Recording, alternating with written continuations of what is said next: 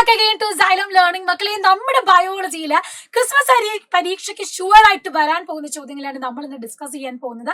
കാരണം 1 മുതൽ 4ാമത്തെ പാഠം വരെ നമുക്ക് പഠിക്കാനുണ്ട്.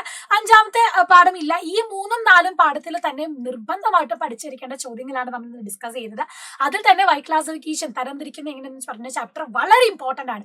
സോ ഈ ചോദ്യങ്ങൾ മിസ്സാക്കാതിരിക്കുക. ഈ വീഡിയോ കംപ്ലീറ്റ് ആയിട്ട് കണ്ടിട്ട് നിങ്ങളുടെ ഫ്രണ്ട്സിനൊക്കെ ഷെയർ ചെയ്യുക. ആൻഡ് ഇതിന്റെ ഫീഡ്ബാക്ക് കമന്റ് ബോക്സിൽ അറിയിക്കാനും മറക്കരുത്. അപ്പോൾ മിസ് സ്റ്റാർട്ട് ചെയ്യട്ടെ. ഫസ്റ്റ് ക്വസ്റ്റ്യൻ ഇന്നാ പിടിച്ചോ. ഇത് മക്കളെ, observe the figure and answer the question. ഇവിടെ തന്നിട്ടുള്ള ചിത്രം നമ്മൾ മനസ്സിലാക്കുക. എന്നിട്ടോ identify the pathogen and write the name. Which characteristic of these pathogen can speed up the disease. ഇത്തരം രോഗാണുക്കളിലെ എന്ത് സവിശേഷത മൂലമാണ് ഇവ മൂലം ഉണ്ടാകുന്ന രോഗങ്ങളുടെ വ്യാപനം വേഗത്തിലാകുന്നത് എന്നാണ് ചോദ്യം. മക്കളെ, ഈ ഫിഗർ വളരെ ഇമ്പോർട്ടന്റ് ആണ്. നോട്ട് ചെയ്ത് വെച്ചോളാം. ഇപ്പൊ മിസ് പറയുന്നത് നിങ്ങൾ ശ്രദ്ധിച്ചു കേട്ടോളാം.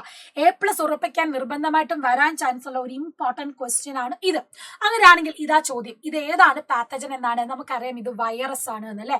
എന്താണ് ഇവരുടെ പ്രത്യേകത? ഇവര് ഒരു ഹോസ്റ്റ് സെല്ലിൽ കയറി കഴിഞ്ഞാൽ പെട്ടെന്ന് തന്നെ അവരുടെ കൺട്രോൾ ഏറ്റെടുത്ത് അവിടെ മൾട്ടിപ്ലൈ ചെയ്യാൻ തുടങ്ങും. ആദ്യത്തെ കോശത്തിൽ എത്തിയാൽ അവിടുത്തെ വിഭവങ്ങൾ ഉപയോഗിച്ച് പെരുകി ആ കോശത്തെ നശിപ്പിച്ച് പുറത്തു വന്ന് പുതിയ കോശങ്ങളിൽ പ്രവേശിക്കാനുള്ള കഴിവാണ്. അപ്പം ഇത് കണ്ടിന്യൂസ് ആയിട്ട് ഡിവിഷൻ നടന്ന് നമ്മുടെ ബോഡീനെ കൺട്രോളിലാക്കാനുള്ള കഴിവ് വൈറസിന്. അപ്പൊ അത് പഠിച്ചു വെക്കാം.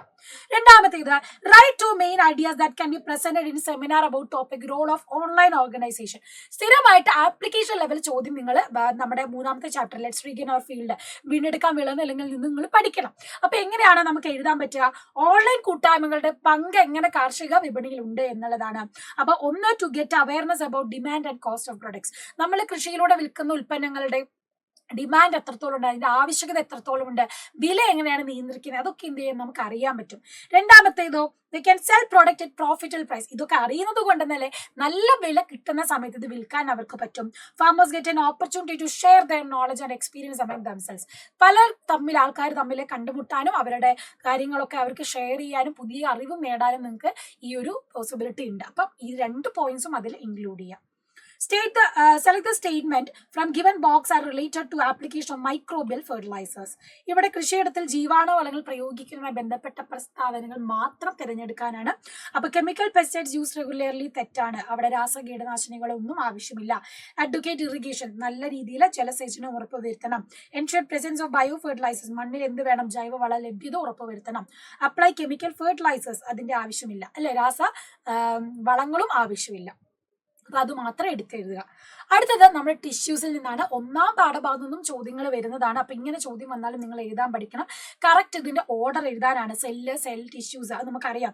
സെല്ല്, ടിഷ്യൂസ് കലകളാവുന്നു. അത് ഓർഗൻ, അവയവം, ഓർഗൻ സിസ്റ്റം, അവയവ വ്യവസ്ഥ, ഓർഗാനിസം, പോപ്പുലേഷൻ ആവുന്നു, പിന്നെ കമ്മ്യൂണിറ്റി ആവുന്നു. അതിന്റെ ഓർഡർ നിങ്ങൾ നിർബന്ധമായിട്ട് പഠിച്ചു വെക്കുക. അടുത്തത് 3 മാർക്കിന്റെ ഒരു ചോദ്യമാണ്. നമ്മുടെ ടാക്സോണമിക് ലെവൽ ഓഫ് കാറ്റ് ആണ് ചോദിച്ചിട്ടുള്ളത്. പൂച്ചയുടെ കറക്റ്റ് ആയിട്ട് വർഗീകരണ തലങ്ങൾ എഴുതാനാണ് ചോദ്യം. ഇവിടെ നിങ്ങൾക്ക് തന്നിട്ടുണ്ട് ഡൊമൈൻ യൂക്കാരി ആണെന്ന് തന്നിട്ടുണ്ട് അല്ലെ. ബാക്കി നമുക്ക് എഴുതണം. കിങ്ഡം ഏതാ വരിക? അനിമേലിയാണ്, അത് നമുക്കറിയാം. ഫൈൽ ഏത് വരും? കോഡാറ്റ് വരും. അതുപോലെ തന്നെയോ ഇവിടെ തന്നിട്ടുള്ളതില് മമേലി ഏതാണ്? ക്ലാസ് ആണ്. ഓർഡർ വരും കാർണിവോറ. ഫാമിലി ഏതാണ്? ഫെലിഡേ ഫാമിലിയിലാണ് പൂച്ചയുള്ളത്. അതുപോലെ തന്നെ ജീനസ് ഫെലിസ് വരും, സ്പീഷ്യസ് ഡൊമസ്റ്റിക്കസ് വരും. കറക്റ്റ് ഓർഡറിൽ നമ്മൾ എന്ത് ചെയ്യണം? ഇത് എഴുതാൻ ശ്രദ്ധിക്കുക. അപ്പൊ ഓർഡർ എപ്പോഴും ശ്രദ്ധിക്കുക.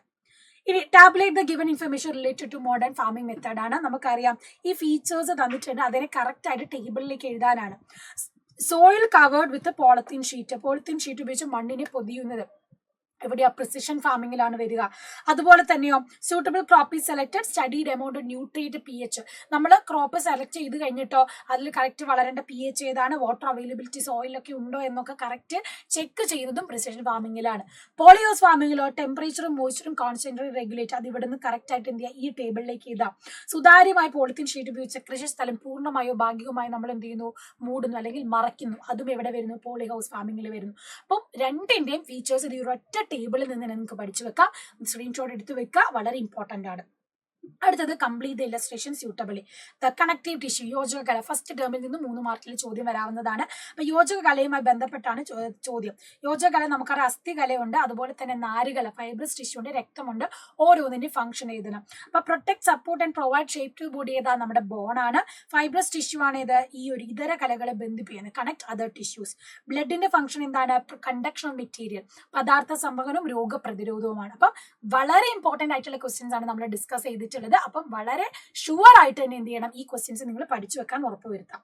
അടുത്ത 3 മാർക്കിന്റെ ചോദ്യം ഇതാ, കറക്റ്റ് ആയിട്ട് മാച്ച് ഫോളോയിങ് ആണ്. അപ്പൊ ഇതിൽ 2 എണ്ണം മിസ് ഇമ്പോർട്ടന്റ് ആയിട്ടുള്ളത് ഏതാണെന്ന് മിസ് പറഞ്ഞുതരാം. മ്യൂക്ക, കട്ല, ഞൊടിയും തന്നിട്ടുള്ള എക്സാമ്പിൾസ്.